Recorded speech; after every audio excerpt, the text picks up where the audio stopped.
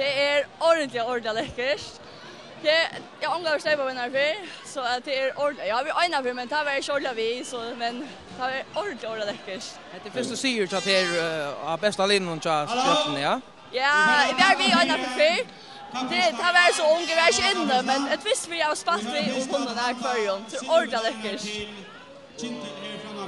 Du helt att han rätt vinner om vi har funnit det. Ja, outjust. Vi är det bästa liv för i lötna vill jag säga. Men vill du säga att inte väl vi kanske i början? Ja, jag helt det var rätt väl i början. Och det spalte väl, täckade väl och så.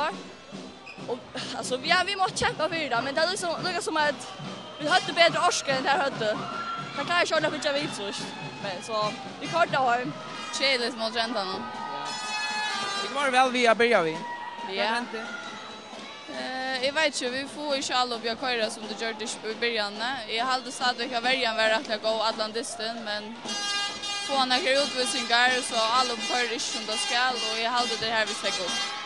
Det kanske onkel i Jordi kanske viskar som om det kanske Jordi för shot ja och alla upp någon. Ja, vi fick gå vita Arndist är liklor chocken skulle vara 12 och ta lustar väl efter vänjaren på så ja så tar det snus ju mal upp.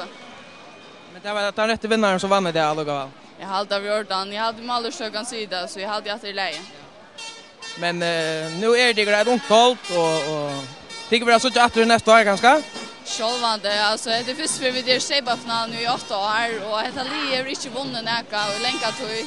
Och också är vi nu kvar, det är min första medalj i bästa delten så vi kommer att stå näkt lätta ligen. Så ser jag komma åter att man är skia. Super! Ja. Det är det där vinner. Det är så gott, jag kan fläsch beskriva det. Så det är nog så ofta i en final. Hur följdes det här så väl? Vad det andra laget som är över? Ja, helt underligt det men han var så suverän det var. Ja. Det går åter en suveränt spelande Simone. Nej, Simone vet jag. Vi kvar att 12 mål. Kan hon att säga? Hon är näka säga, hon är väldigt farlig och alla värjorna tar flera spelare till henne. Så hon är väldigt farlig. Och hon är alltid vi bara skjuta. Ja, det var väl för det tror Ötlom i alla linjerna halt ju och det. Kört om Kintel ganska väl vi från början. Ja. Ja.